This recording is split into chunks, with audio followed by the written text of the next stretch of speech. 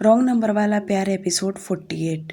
Manager उन दोनों को होटल के प्राइवेट फैमिली रूम में लेकर गया और वहाँ पर खाने के लिए सिर्फ और सिर्फ वेज ही रखा हुआ था, क्योंकि अथर्व को पता था शगुन नॉनवेज देखकर बिल्कुल भी खाना नहीं खाएगी। इसलिए उसने भी खुद के लिए वेज का ही ऑर्डर दिया।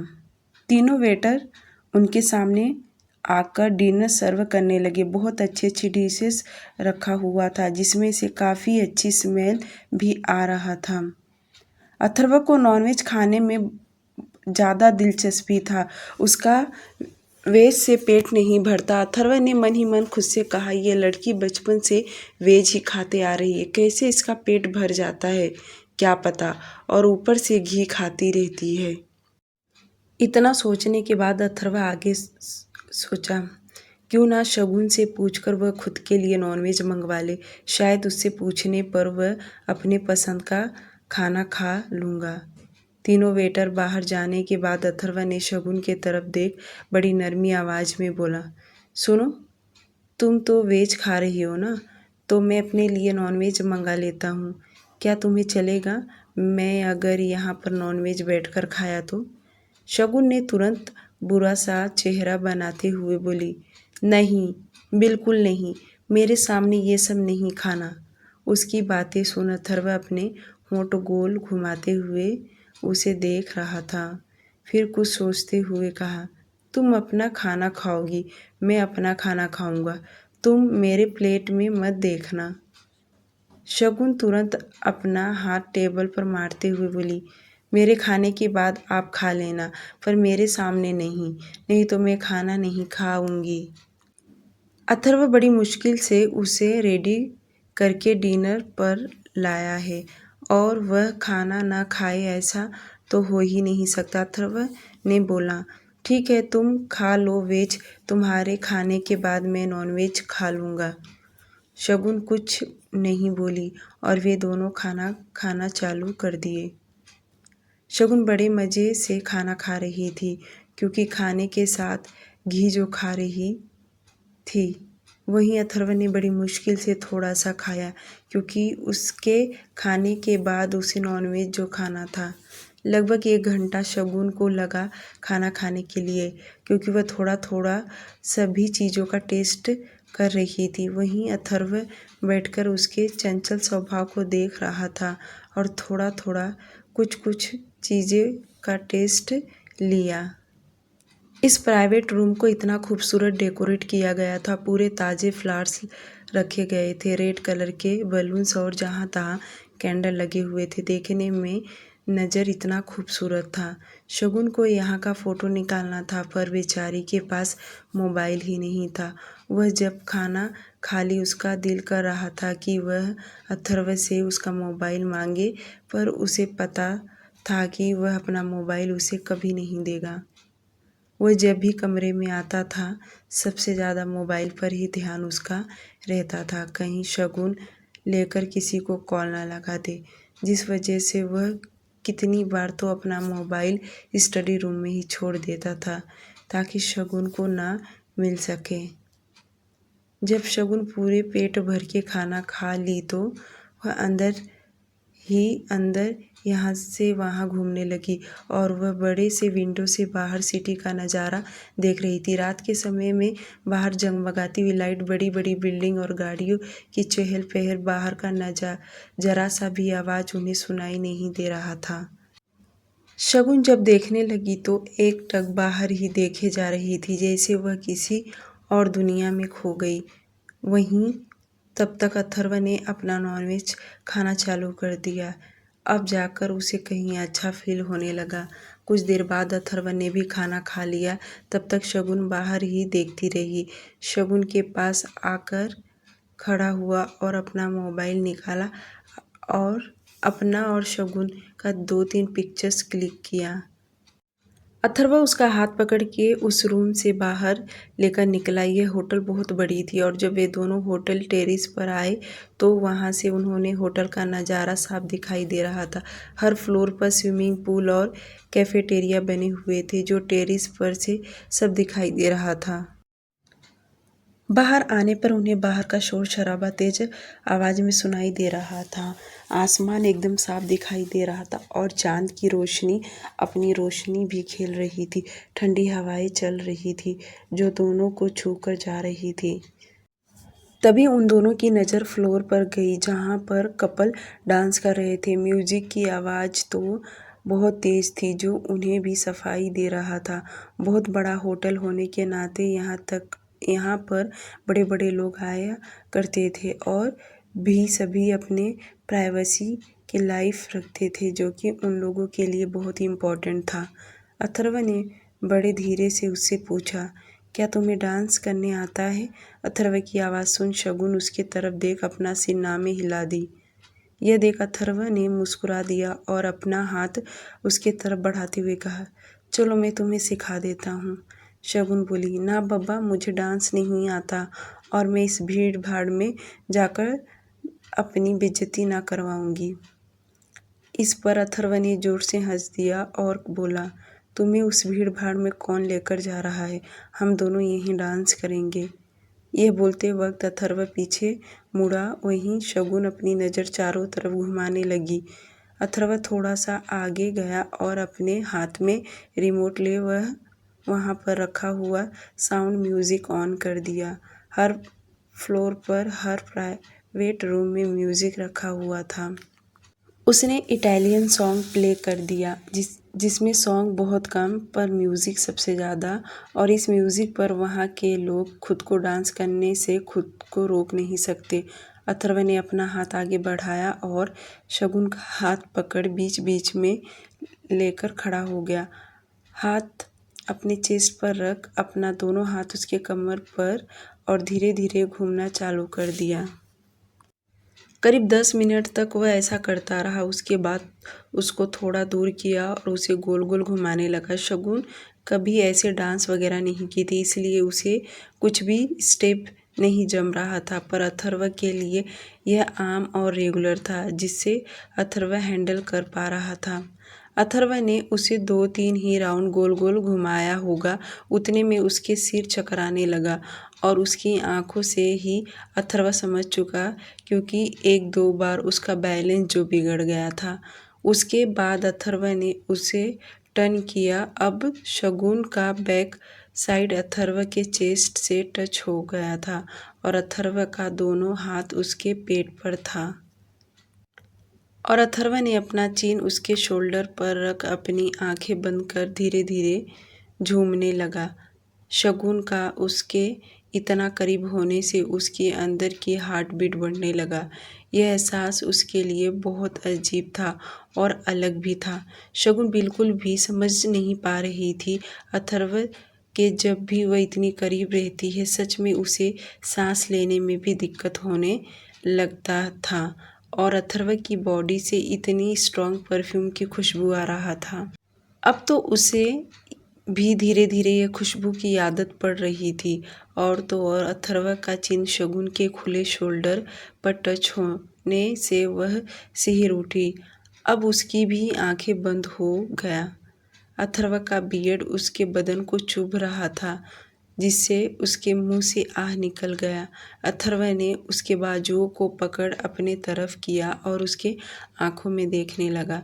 दोनों एक दूसरे को देख रहे थे। अथर्व का हाथ अभी भी उसके कमर पर ही था, पर अब वह धीरे धीरे उसके चेहरे को पकड़ अपने करीब किया, जैसे उसे किस करने वाला था कि शगुन अपने एक हाथ मुंह पर रख ली। यह देख अथर्व उसे घूरने लगा और वह भी अपने हाथ से उसका हाथ हटाया, पर शगुन तुरंत बोली, आप ऐसा नहीं कर सकते क्योंकि आपने अभी नॉनवेज खाया है और मैं आपको किस नहीं कर सकती। ये सुन अथर्व मुस्कुराने से खुद को रोक न सका और वह थोड़ा पीछे हटा और जोर से हंसने लगा। उसको इस तरह से हंसता देख शगुन को बहुत अजीब लगने लगा कि आखिर इसे अब क्या हो गया। अथर्व को शगुन की हर अदाएं दिन ब दिन बहुत पसंद आते जा रही थी। उसका गुस्सा करना, उसका चिड़चिड़ा करना, जो भी हो उसे बहुत ज़्यादा अच्छा लगता था। अथर्व अपनी हंसी बंद किया और वापस शगुन के करीब आया और उसके कंधे को पकड़ के शोल्डर पर हल्का सा किस किया और बोला, चलो घर चलते हैं। और उसका हाथ पकड़ के लिफ्ट से होते हुए वे दोनों नीचे आ गए और सीधे कार में बैठ घर के लिए निकल गए। कुछ ही देर के बाद वे लोग विला आ गए। अब तो रात के 10 बज चुके थे। वे दोनों सीधे अपने कमरे में आए। शगुन ने अपना हील निकालकर साइड में फेंक दिए और सीधे जाकर पेट के बल बेड पर गिर गई। उसे इस तरह गिरता देख अथर्व उसके पास आया, उसकी बाहें पकड़ उसे उठाया और बोला, क्या हुआ, तुम क्या थक गई हो? शगुन ने तुरंत ना में सिर हिला दी और अथर्व की नज़र उसके पूरे शरीर को स्कैन करने लगा और जिस तरह से उसे देख रहा था, शगुन उसे देख शर्माने लगी क्योंकि अथर्व उसे आज अपनी नशीली आंखों से देख रहा था। उसकी आंखों में शगुन को पाने के लिए लालसा साफ साफ दिखाई दे रहा था। अथर्व का हाथ उसके खुले शोल्डर पर इंटेंस तरीके से फेरने लगा, जिससे शगुन के शरीर के गुदगुदी से जैसा फील हो रहा था और वह कसमसाने लगी। वह जल्दी से अथर्व के हाथों को पकड़ पीछे हुई। उसका इस तरह से बार बार दूर जाना अथर्व को बिल्कुल भी बर्दाश्त नहीं हो रहा था। वह बड़ी मुश्किल से खुद को कंट्रोल कर रहा था। शगुन का यह बोल्ड लुक देख उससे रहा नहीं जा रहा था, पर शगुन उसकी फीलिंग्स समझने को तैयार ही नहीं। शगुन का अथर्व से दूर जाना, उसका यह बिहेवियर अथर्व को बिल्कुल भी भाता नहीं था, पर वह उस पर गुस्सा बिल्कुल भी नहीं करना चाहता। उसने एक झटके में उसके ड्रेस का जिप खोल दिया। उसके जिप खुलते ही उसका स्ट्रिप नीचे लटक गया। शगुन ने झट से अपने दोनों हाथ ब्रेस्ट पर रख लिए। शगुन को अथर्व पे इतना गुस्सा आया कि तेज आवाज में चिल्लाते हुए बोली, आप बहुत गंदे हैं, ये क्या कर रहे हैं? उसकी बातें सुन अथर्व अपनी आंखें छोटी कर लिया और दबी हुई आवाज में बोला, क्या भूल गई हो कि मैं तुम्हारा हस्बैंड हूँ? अगर नहीं याद तो मैं याद दिलाता हूँ। और कब तक तुम मुझसे दूर भागोगी? जहाँ भी जाओगी अथर्व अडानी को ही पाओगी, समझी? जितना जल्दी हो उतना जल्दी मेरी हो जाओ। मैं अगर ज़बरदस्ती पर आ गया तो प्रॉब्लम हो जाएगा। संभाल नहीं पाओगी मुझे तुम, माय लव।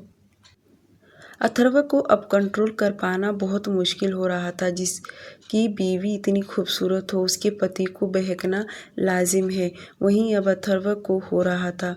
वह अब उसके साथ फिजिकल होना चाहता था, पर शगुन समझने को रेडी नहीं हो रही है। देखते हैं अब अथर्व आगे क्या करता है। शगुन की आंखों में अब आंसू झरझर करके गिरने लगा क्योंकि वह अंदर से बहुत ज़्यादा डर चुकी थी। उसे लगा अब अथर्व सचमुच उसके साथ कुछ गलत कर देगा और उसके आंखों में आंसू देख अथर्व बोल पड़ा, तुम्हारे आंखों में इतना पानी कहाँ से आते हैं जो वक्त वक्त पर झरने की तरह बहने लगता है?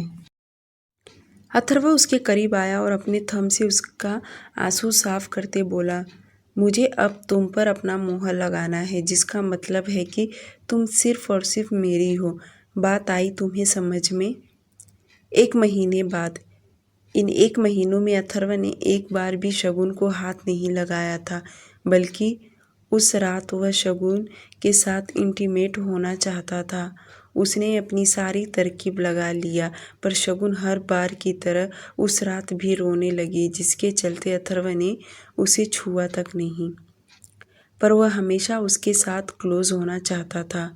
पर जब भी अथर्व उसके करीब जाता था कि शगुन का रोना धोना या अलग नाटक चालू हो जाता या उसके बिहेवियर में चेंज हो जाता, जिसके चलते अथर्व उसे बिल्कुल भी हर्ट नहीं करना चाहता और जोर ज़बरदस्ती तो बिल्कुल भी नहीं। 1 महीने में शगुन अथर्व से काफ़ी ज़्यादा बात करने लगी थी, यहाँ तक कि वे दोनों अब एक साथ खाना खाते थे, उठते बैठते थे। शगुन उसका इंतज़ार भी किया करती थी। इन सब में शगुन का काफ़ी ज़्यादा बदलाव आ चुका था और जब भी शगुन उसका इंतज़ार करती रहती तो अथर्व को बहुत अच्छा लगता था कि उसकी वाइफ उसका खाने पर इंतज़ार करती है। इधर इंडिया, वेस्ट बंगाल, कोलकाता। 1 महीने में वीर का डिस्चार्ज हो गया था। वह लगभग 20 दिन तो हॉस्पिटल में ही था और अब डिस्चार्ज मिलने के बाद उसे घर पर बहुत अच्छा फील कर रहा था। पर उसे डॉक्टर ने कुछ भी काम न करने के लिए मना किया था। उसे ज़्यादा न चलने के फिरने के लिए भी मना किया था। डॉक्टर ने उसके लिए डाइट लिस्ट बनाया था और किस तरह एक्सरसाइज करना है वह सब अरेंज करवा दिया गया। एक नर्स उनके घर पर 24 घंटा अवेलेबल रहता था। पर वीर कहाँ सुनने वाला। वह चोरी छुपे लैपटॉप में ज़रूर कुछ न कुछ ऑफिस का शेयर मार्केट चेक किया करता और कॉल पर वह मोहित को घर आने के लिए कह दिया।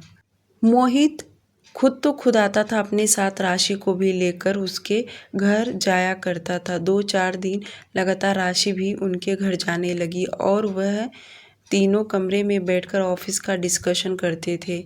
राशि जब भी वीर के घर जाती थी तब वीर के दादाजी, उसके मॉम डैड की नज़र सिर्फ और सिर्फ राशि पर ही रहता, क्योंकि राशि को जीन्स वगैरह पहनना तो बहुत पसंद था। पर वह कभी कभार सूट सलवार पहन के जाया करती थी जिसमें वह बहुत ही खूबसूरत।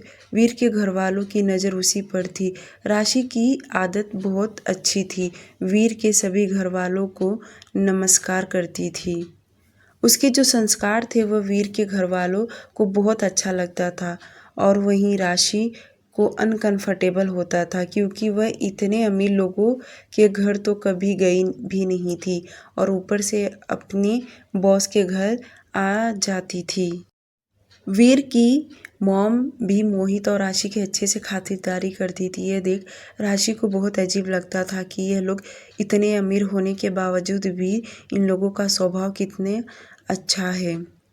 वीर की मॉम तो राशि से बात करने के लिए तरह तरह के बहाने ढूंढती थी और वह अपने किचन में भी उसे ले जाकर कुछ न कुछ खाने के लिए भी दिया करती थी और राशि का घर का पूरा बैकग्राउंड उससे पूछ कर निकलवा लिए और राशि भी बहुत मज़े से उन्हें सब कुछ बता देती क्योंकि वीर की मम्मी थी इतनी स्वीट।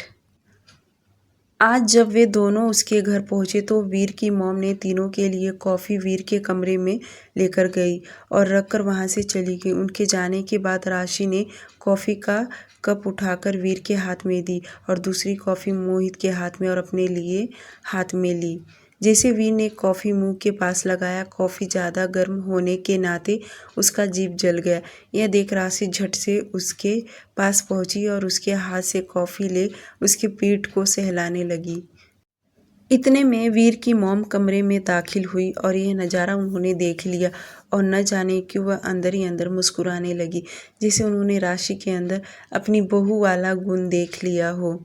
और वीर भी उन लोगों के साथ मिलकर कॉफ़ी ज़्यादा खुलकर बातें करने लगता था, यहाँ तक कि हंसता भी था। और देखा जाए तो उन दोनों के घर आने से वीर के ठीक होने में काफ़ी ज़्यादा बदलाव आने लगा। अगर वह अकेला रहता तो उसे ठीक होने में न जाने कितने महीने लग जाते, पर इन दोनों के वजह से वीर के शरीर में बहुत ज़्यादा प्रोग्रेस होने लगा। दूसरी तरफ मुंबई, दिशा कॉलेज जब भी जाती थी, अगर उसे माहिर के बारे में कुछ जानना रहता तो वह विशाल से बातों ही बातों में पूछ लिया करती थी। सीधे नहीं पूछ पाती तो बातें घुमाकर जरूर पूछ लेती और विशाल भी उसे सब कुछ बता देता था। आज जब वह कॉलेज जा रही थी तो दिशा चुपचाप कार में बैठ खिड़की से बाहर देख रही थी। तभी विशाल ने उसे बताया कि इस मंथ के एंडिंग में माहिर सर की शादी का डेट फाइनल कर दिया गया है।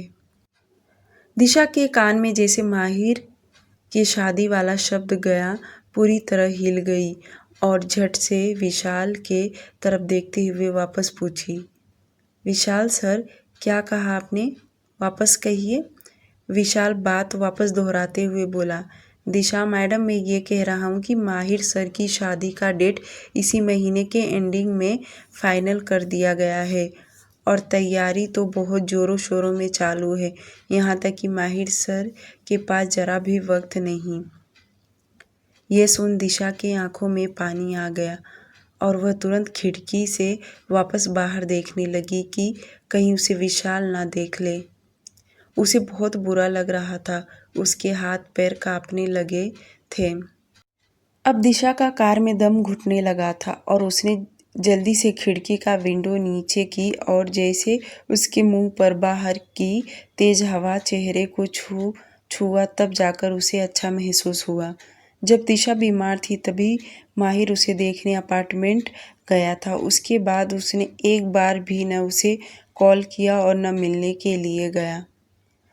आज जैसे उसने सुना कि माहिर की इस मंथ के एंडिंग में शादी है तो न जाने उसके दिल के कई टुकड़े हो गए। उसे सांस लेने में दिक्कत हो रहा था। उसे कॉलेज जाने का जरा भी मन नहीं था। उसे कहीं अकेला बैठकर चिल्ला चिल्लाकर रोना चाहती थी। थोड़ी देर के बाद उनकी कार कॉलेज के बाहर जाकर रुका। दिशा तो एकटक बाहर देख रही थी। उसका कॉलेज आ गया उसे ये भी नहीं पता। उसको इस तरह से बैठा देख विशाल हंसते हुए बोला, दिशा मैडम आपका कॉलेज आ गया। आप कौन सी दुनिया में खोई हुई हैं? विशाल की इतनी तेज आवाज़ सुन दिशा अपने सेंस में आई और हड़बड़ाते हुए चारों तरफ देखने लगी। उसको ऐसा करता देख विशाल फिर से मुस्कुराते बोला, दिशा मैडम कॉलेज आ गया। अब कार से उतरिए और आप जाइए और हमें भी जाने दीजिए। दिशा सिर हाँ में हिलाकर कार का दरवाज़ा खोल बाहर निकली। उसका कॉलेज जाने का तो जरा भी मन नहीं था, फिर भी वह धीरे धीरे चलते हुए कॉलेज के अंदर चली गई और पीछे पलटकर देखी तो अभी भी विशाल का कार रुका था। जब तक वह कॉलेज के गेट के अंदर चली गई तब विशाल कार लेकर चला गया। दिशा का मन हो रहा था कि वह घर वापस चली जाए, पर वॉचमैन जाने नहीं देता। अगर जाने भी देता तो माहिर को इन्फॉर्म कर देता, क्योंकि उनकी बहुत ही स्ट्रिक्ट रूल था। दिशा धीरे धीरे कॉलेज के अंदर जा रही थी। उसका दिल कह रहा था एक बार फिर से माहिर से वह मिलकर बात करे, शायद इस बार वह सुन जाए, पर दिमाग उसका बार बार यही कहता था कि कुछ फ़ायदा नहीं, माहिर अब उसकी कोई बात नहीं सुनेगा और ना ही पीछे मुड़कर कभी देखेगा। वो अपनी लाइफ में बहुत खुश है, पर उसका दिल नहीं मानता था। उधर इटली रोम सिटी। देखते देखते पूरा दिन बीत गया और शाम हो गया और शाम से रात ढलने लगा। अभी तक अथर्व घर नहीं आया था। शगुन उसके आने का इंतज़ार कर रही थी और उसका इंतज़ार करते करते रात के 9 बज गए, पर अभी तक अथर्व आया नहीं। अब कुछ देर बाद जब अथर्व आया तो सीधे अपने कमरे में गया और फ्रेश हुआ। तब तक शगुन तारक मेहता का उल्टा चश्मा देख रही थी और जब वह फ्रेश होकर नीचे लिविंग एरिया में आया तो वह दोनों साथ में डाइनिंग टेबल पर बैठकर डिनर किए और डिनर करने के बाद वे दोनों सीधे कमरे में गए। शगुन अपने कपड़े बदलने के लिए वॉशरूम में चली गई तो वहीं अथर्व बालकनी में आकर सिगरेट जलाकर स्मोक करने लगा। आज उसने एक ही सिगरेट स्मोक किया रहेगा। इधर शगुन कपड़े चेंज करके बेड के पास आई। अथर्व को न देख वह भी बालकनी में चली गई। अथर्व सिगरेट बुझाकर साइड के स्टील डस्टबिन में डाल दिया और बालकनी में से बाहर का नज़ारा देख रहा था। शगुन भी उसके पास जाकर खड़ी हो गई थी। उसकी नज़र आसमान की तरफ था। ऊपर देखते हुए बड़े प्यार से बोली, आसमान कितना साफ साफ दिखाई दे रहा है ना, और आज तो बहुत सारे स्टार भी दिखाई दे रहे हैं। क्या आप इन्हें गिन सकते हैं? उसकी बातें सुनकर अथर्व उसके तरफ देखा और कुछ बोला नहीं और उसको कुछ न बोलता देख शगुन वापस बोली, बोलो ना, क्या आप सारे स्टार काउंट कर सकते हो? इस बार अथर्व उसके करीब आया और उसे पीछे से अपनी बाहों में भर लिया और अपना चेहरा उसके कंधे पर रख धीरे से बोला, नहीं, मैं इन्हें कभी नहीं गिन सकता। इतना बोल अथर्व उसके गर्दन पर किस किया और उसके बाद उसे अपने तरफ पलटा और जैसे उसने उसके होठ पर अपना होठ रखा कि शगुन अपने होठ अंदर दबा लिए और उसे धक्का देते हुए बोली, छी, आपके मुंह से बहुत गंदी स्मेल आ रहा है। उसका इस तरह से धक्का देने से अथर्व थोड़ा सा पीछे हो गया, पर शगुन को बोला हुआ शब्द उसके दिमाग में हिट करने लगा। उसे बिल्कुल भी अच्छा नहीं लगा कि शगुन ऐसा बोल रही है, और शगुन ने अपने हाथ अपने मुंह पर रखते हुए बोली, आपने सिगरेट स्मोक किया इसलिए इतनी गंदी बदबू आ रहा है। अथर्व अपनी आंखें छोटी करते उसे देखने लगा और फिर आगे बढ़कर उसके कमर को पकड़ अपने आप से सटाते हुए प्यार से बोला, क्या सच में मैं तुम्हें इतना बुरा लगता हूँ? शगुन उसके सवाल का जवाब देते हुए बोली, बुराई आप में नहीं है, आपकी हरकतों में है, जिसकी वजह से आप बुरे बने फिरे रहे हैं। उन्हें अपने आप को चेंज कीजिए। इतना बोल शगुन अथर्व से दूर हुई और वापस कमरे के अंदर जाने लगी।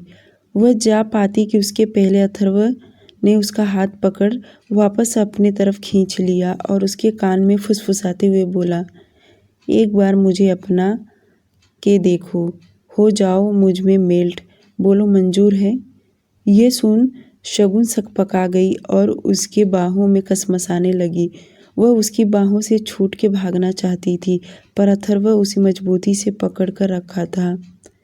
चाहकर भी वह नहीं भाग सकती। अथर्व उसे अपनी गोद में उठा लिया और कमरे के अंदर लेकर गया और बेड पर लेटा दिया और उसके साइड में लेट उसके माथे को किस किया। उसके बाद उसकी आंखों पर धीरे धीरे नीचे बढ़ने लगा। उसको इस तरह किस करने से शगुन तेजी से सांस ले रही थी और उसका हाथ उसके शर्ट पर चला गया। वह धीरे धीरे अपना हाथ उसके शरीर पर फेरने लगा। शगुन का हाथ उसके शर्ट को कस के पकड़ रखी थी। अथर्व अपना इंटेंस तरीके से अपना हाथ उसके शरीर पर फेर रहा था और जैसे ही उसने अपने होंठ उसके होंठ पर रखने वाला था कि शगुन फिर से अपना मुंह दूसरी तरफ फेर ली। यह देख अथर्व को बिल्कुल भी अच्छा नहीं लगा।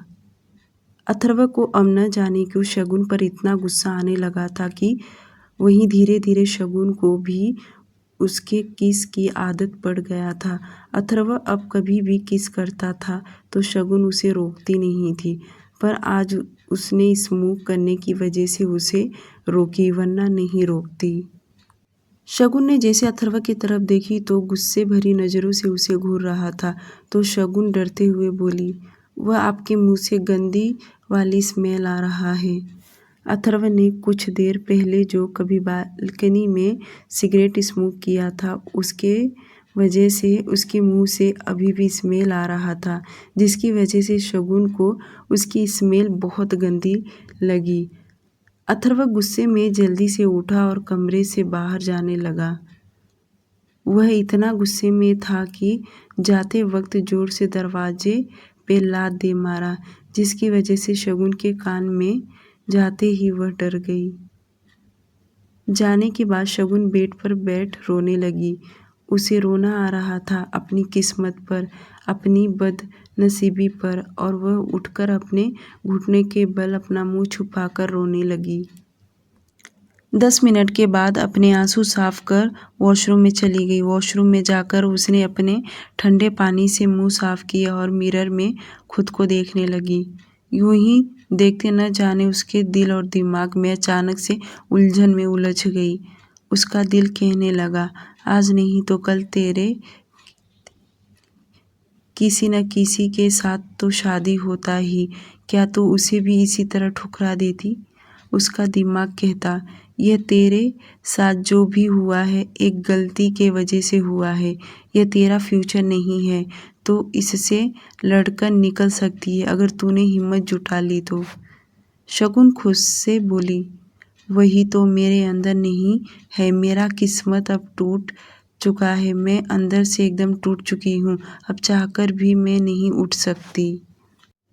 तभी उसका दिल कहने लगा, मुझे अथर्व जैसा लड़का कहीं नहीं मिलेगा, तू एक बार उसे प्यार तो करके देख, एक बार उसे अपना तो बना के देख, प्यार से बात तो करके देख, दुनिया जहाँ की खुशी तेरे कदमों में ला कर रख देगा।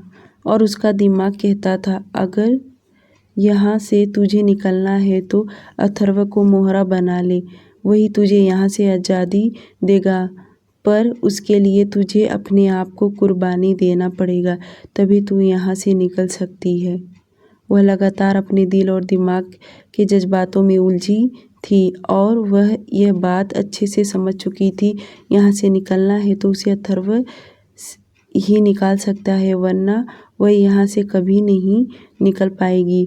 और उसे यह आइडिया भी मिल गया, वह अपने आप को अथर्व के हवाले सौंप दे, उसे भी उसकी भलाई है, नहीं तो एक दिन खुद के साथ सब जबरदस्ती कर ही लेगा। शगुन वॉशरूम से बाहर निकली और सीधे बेड पर जाकर पेट के बल लेट गई। बहुत देर तक उसकी आंखों में नींद नहीं था। उसे अभी भी अथर्व के आने का डर लग रहा था। ऐसे देखते देखते न जाने कब उसे नींद लग गया और अथर्व देर रात से कमरे में आया और आते ही वह भी साइड में लेट गया। नेक्स्ट मॉर्निंग अथर्व जल्दी से सोकर उठा और ऑफिस जाने के लिए रेडी होने लगा। वहीं शगुन 9 बजे तक सोकर उठी और जैसे उठकर बैठी तो उसकी नज़र अथर्व पर गया, जो ड्रेसिंग टेबल के सामने खड़ा होकर अपने बाल सेट कर रहा था। अथर्व ने भी उसे मिरर में देख लिया था, पर उसने पूरी तरह उसे इग्नोर कर दिया। वहीं शगुन बैठकर एकटक अथर्व को घूर रही थी कि शायद कुछ बोलेगा, पर अथर्व ने एक शब्द भी नहीं कुछ कहा, बल्कि अपने हाथों में परफ्यूम ले अपने बॉडी पर स्प्रे किया और हाथ में वॉच पहनते टेबल से मोबाइल उठाया और कमरे से जाने लगा कि उतने में शगुन उसे रोकते हुए बोली, आज आप बहुत जल्दी जा रहे हैं। उसकी आवाज़ सुन अथर्व रुक गया और एक नज़र उसके तरफ देखा और लंबी सांस भरते हुए बिना कुछ कहे कमरे से बाहर चला गया। उसका यह रवैया देख शगुन तो समझ गई कि वह गुस्से में है और वह चला जाएगा। इससे पहले शगुन दौड़ते हुए वॉशरूम में गई। मुश्किल से 10 से 9 मिनट लगा होगा फ्रेश होने के लिए और वह कपड़े पहन बिना कुछ चेहरे पर लगाए दौड़ते हुए सीढ़ियों से भागते हुए नीचे आई। अथर्व अभी डाइनिंग टेबल पर बैठ सिर्फ कॉफ़ी पिया होगा और इतना जल्दी शगुन को देखता ही रह गया और यहाँ तक कि उसने अपने वॉच में टाइम भी देखा। शगुन ने अपने बालों में कोम भी नहीं की थी, उसने सिर्फ अपनी मेसी बन बना लिया था। अथर्व कॉफ़ी का मग हाथ में ले पीने में बिजी था और उसकी नज़र बीच बीच में शगुन को देख रही थी। शगुन उसके पास 2 चेयर छोड़कर बैठी थी। मेकअप के नाम पर उसने कुछ भी नहीं लगाई थी, तो भी जो उसकी नेचुरल ब्यूटी थी वह साफ झलक रहा था। न उसके होठों पर लिपस्टिक, न उसके चेहरे पर कोई फाउंडेशन और न परफ्यूम, कुछ भी नहीं उसने लगाई थी, फिर भी वह इतनी अट्रैक्ट कर रही थी। थोड़ी देर में सर्वेंट लुसिया ने उन दोनों के लिए टेबल पर गर्मा गर्म ब्रेकफास्ट लगा दी। शगुन चाहती थी कि अथर्व कुछ उससे बात करे, पर वह तो कुछ भी नहीं बोल रहा था। यह देख शगुन को लगा कि अब उसे ही कुछ न कुछ बोलना चाहिए। अथर्व जो अपना सैंडविच खा रहा था, वहीं शगुन अपना पराठे और दही खाने लगी और वह हिचकिचाते हुए बोली, क्या आप भी दही पराठे खाएंगे? अथर्व के सामने बाउल में एग भी था और साथ में ऑरेंज जूस भी था। उसकी आवाज़ सुन अथर्व उसकी तरफ देखा और फिर अपनी नज़र नीचे कर वापस खाने लगा और जब अथर्व का नज़र एक पर गया तो वह शगुन के तरफ देख बोला, क्या तुम अंडा खाओगी? यह सुन शगुन अथर्व को घूर कर देखी और फिर अंडे के तरफ और अपना मुंह दूसरी ओर फेर ली और चुपचाप अपना पराठा खाने लगी। उसे न जाने क्यों अब बुरा लग रहा था कि उसने क्यों अथर्व से पूछी ही क्यों। अब उसका वहाँ पर बैठकर खाने का दिल नहीं कर रहा था, इसलिए वह प्लेट को आगे ढकेल उठी ही उतने में अथर्व बोला, चुपचाप ब्रेकफास्ट कर लो। अथर्व ने सर्वेंट लुसिया को तेज आवाज़ में बुलाया और उसे फटकार लगाते हुए बोला, कितनी बार बताया है कि जब शगुन मेरे साथ बैठ खाना खाए तो नॉनवेज नहीं लेकर आना। सर्वेंट लुसिया ने सॉरी बोलते हुए बोली, सर मैम नहीं थी, इसलिए मैंने ब्रेकफास्ट ट्रे में एग आपके लिए रख दिए थे और मेरे ध्यान से यह बात निकल गया, इसलिए सॉरी सर। सर्वेंट लुसिया को डांट पड़ रहा था। यह देख शगुन बात संभालते हुए बोली, आप यह अंडा लेकर जाइए, मैं ब्रेकफास्ट कर लूँगी। सर्वेंट लूसिया जल्दी से अंडे का प्लेट उठाकर किचन की तरफ चली गई। उसके जाते ही शगुन फिर से अथर्व को देखने लगी। आज न जाने कि उसे अथर्व बहुत अच्छा लग रहा था कि इतनी नाराज़गी में भी वह उसका साइड ले रहा है। सच में यह दिल से बहुत अच्छा है, शगुन अपने मन ही मन सोच रही थी। शगुन उससे बात करने के लिए बहुत सारे बहाने ढूंढने लगी, पर अथर्व उससे बात नहीं कर रहा था और थोड़ी देर के बाद वह उठा और तेजा और एंटोनियो के साथ विला से बाहर चला गया। ऐसे ही 3-4 दिन बीत गए। अथर्व शगुन से दूरी बनाकर रखा, यहाँ तक कि कई दफ़ा तो शगुन उसके गोद में भी जाकर बैठ जाती। अथर्व उसे हटा तो नहीं सकता, पर उसे हाथ भी नहीं लगाता था, जो कि अब शगुन को बुरा लगने लगा था। वैसे भी वह पूरा दिन अकेली विला में रहती थी। बातें करने के लिए सर्वेंट लूसिया या तो वह दिन भर तारक मेहता का उल्टा चश्मा ये देख देख कर वह पक गई थी और उसे कहीं आने जाने के लिए नहीं मिलता, और ऊपर से अथर्व भी उससे बात नहीं कर रहा। ऐसे ही दिन बीत रहे थे। ऐसे ही एक दिन अथर्व स्टडी रूम में बैठे लैपटॉप पर काम कर रहा था। करीब रात के 11 बज रहे थे और वह इतना सीरियस होकर लैपटॉप में घुसा था कि कोई आके भी जाए तो उसे पता नहीं चलेगा। अथर्व इन दिनों बाहर से ही डिनर करके आता। वह शगुन के साथ बहुत कम खाना खाने लगा था और तो और ऑफिस से घर भी बहुत लेट आता। जब शगुन सो जाती थी तब अथर्व कमरे में आता था, और आज तो शगुन ने ठान लिया कि वह अथर्व से बात करके ही रहेगी। वह 8 बजे से अथर्व को घर आने का इंतज़ार कर रही थी और उसने अकेले ही खाना भी खाई और 11 बज गया था, अथर्व नहीं आया। ये देख शगुन कमरे से बाहर निकली, पर जैसे ही उसने तेजा को देखी तो वह उसे समझ गया कि अथर्व आ चुका है और वह अथर्व को जहाँ तहाँ देखने लगी, पर अथर्व दिखाई नहीं दिया। तब उसे समझ गया कि अथर्व इस वक्त स्टडी रूम में होगा और वह सीधे स्टडी रूम में गई तो सच में अथर्व वहीं था और शगुन बिना दरवाज़ा नॉक किए ही खोल धड़धड़ाते हुए अंदर चली गई। वह इतना तेजी से दरवाज़ा खोली कि अथर्व का ध्यान उसी तरफ गया। शगुन बिना इधर उधर देखे सीधे अथर्व के पास गई और उसे इतनी रात जागता हुआ देख अथर्व अपने हाथ में पहने वॉच में टाइम देखा तो अब 11:05 हो चुका था। शगुन सीधे अथर्व के गोद में बैठी और अपने दोनों हाथ उसके गले में डाल दिए, उसके कंधे पर अपना सिर रख आंखें बंद कर लिए। यह देखकर अथर्व तो शॉक्ड हो गया। उसे समझ नहीं आ रहा क्या हो रहा है, आज सूरज कहाँ से उगा। शगुन को अब जाकर थोड़ा सुकून मिल रहा था। उसके सीने से लगे हुए ही बोली, आप घर जल्दी क्यों नहीं आते हो और मुझसे इतना दूर दूर क्यों रहते हो। अथर्व को बिल्कुल भी यकीन नहीं हो रहा कि यह वही शगुन है जो उससे इतना दूर भागा करती थी और आज उसका वक्त मांग रही है।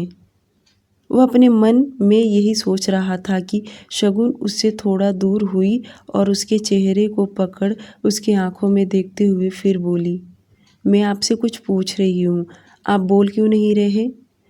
क्या यह सब आप जानबूझकर करते हैं। अथर्व अभी भी कुछ नहीं बोल रहा था और उसको कुछ न बोलता देख शगुन ने उसके हाथ को पकड़ी और फर्स्ट फिंगर अपने मुंह में डाल धीरे से काटी, जिससे अथर्व को कुछ फर्क नहीं पड़ा और उसे कुछ फर्क नहीं पड़ा। यह देख शगुन ने जी जान लगाकर अपनी पूरी ताकत लगाकर काटी, जिससे अथर्व के मुंह से हल्का आह निकल गया। उसके मुंह से आह सुनते ही शगुन ने झट से उसकी उंगली छोड़ दी। अपनी उंगली को अपनी आंखों के सामने करके देखने लगा, जिस पर अभी भी उसके मुंह का सलाइवा लगा हुआ था। उसके 4 दांत के निशान भी पड़ गए थे। अथर्व अपनी उंगली को देखा और शगुन के तरफ देखते हुए बोला, पिछले ज़माने में तुम कुत्ता बिल्ली थी क्या जो इतनी ज़ोर से काटी हो, बहुत शार्प दांत हैं तुम्हारे। ये सुन शगुन मुस्कुराने लगी, जैसे कि अथर्व ने उसका बहुत बड़ा तारीफ कर दिया हो। अथर्व अपने दूसरी उंगली से अपने माथे पर रब करते हुए बोला, अब जाओ, अब कमरे में और जाकर सो जाओ, मुझे अभी बहुत काम है। शगुन वापस अपने दोनों हाथ उसके गले में डालते हुए बोली, नहीं, मैं नहीं जाऊंगी जब तक कि आप मेरे साथ नहीं चलेंगे। मैं आपको अपने साथ लेकर ही जाऊंगी। अथर्व समझ गया कि शगुन उसे परेशान कर रही है और वह सीरियस होते हुए बोला, मैंने कहा ना मुझे बहुत काम है, तुम जाओ, जाकर आराम करो, मैं थोड़ी देर के बाद आता हूँ। अथर्व इसके आगे कुछ और बोलता कि शगुन अपने होंठ उसके होंठ पर रख दिए। उसको इस तरह से सडनली किस करता देख वह तो बिल्कुल शॉक्ड हो गया, क्योंकि पहली बार शगुन सामने से उसे किस कर रही थी। हमेशा जो लड़की उससे दूर भागा करती थी और आज सामने से आकर उससे किस कर रही है। अथर्व को सच में सदमा लग चुका था और उसके लिए इतनी देर रात तक जाग रही है। आखिर ये सब क्या है? उसे तो बिल्कुल भी समझ में नहीं आ रहा कि यह सब चमत्कार कैसे हो गया। उसको किस करने तो ठीक से नहीं आ रहा था, फिर भी अथर्व ने जितना सिखाया था और उसने जितना सीखी थी वह ठीक ही कर रही थी। किस कम, सलाइवा ज़्यादा लगा रही थी। अथर्व का हाथ भी उसके कमर पर चला गया और वह एक हाथ से उसके गर्दन को पकड़ अपने तरफ प्रेस किया। अब अथर्व ने उसके किस का रिस्पॉन्स देने लगा। धीरे धीरे उनकी किस पैशनेट में बदल गया, क्योंकि आज दोनों एक दूसरे का साथ जो दे रहे थे। न जाने आज रात कौन सी कयामत आएगी। डियर लिसनर, स्टोरी कैसी लगी प्लीज़ लाइक और चैनल को सब्सक्राइब कर दीजिए। Thank you.